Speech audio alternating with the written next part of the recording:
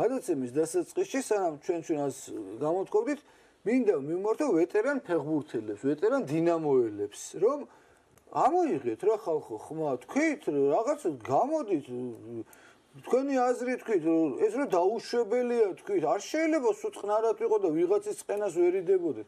ვეტერანი ფეხბურთელები რატომღაც მიჩეული ვარ და ესე სტერეოტიპი შეიქმნა, რომ ძოძუაშვილი და ხურცილავაა. არა, ნემსაძეც ვეტერანი ფეხბურთელია, ჯამარაულიც, დემეტრაძეც, სკიტიშვილიც, იაშვილიც და ყველა ის 50 წელს გადაბიჯებულები არიან. ეხლა მარტო ისინი ხო არ იქნებიან სულ ვეტერანები. იმათაც შეიძლება რაღაც თქვა. უფრო დაბალმა თაობებმაც ვიც დინამოში უთამაშია.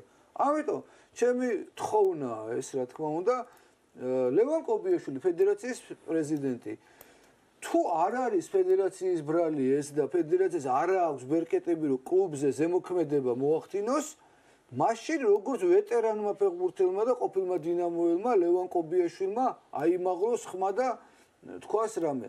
მივმართავ ქალაქის მერს კახა კალაძეს, რომელიც არის ჩვენი სახელოვანი ფეხბურთელი, რომელიც არის ყოფილი დინამოელი, არის ვეტერანი ფეხბურთელი, მერი ესაც არ გააჩნია ალბათ პირდაპირ ბერკეტები, მაგრამ ჩაება სამ საქმეში რაღაც გამოძიების ზებნაში სირცხვილია. უფრო მეტად ჩემს მიერ ჩამოთვლილ პიროვნებებს უნდა წყინდეთ ეს ამბავი, ვიდრე მე. მივმართავ ქვეყნის პრეზიდენტს.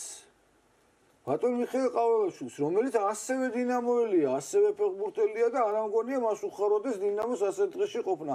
არ არის ბერკეტები, არ აქვს ეს რაღაც უფლებამოსილება, არ აუშვოს.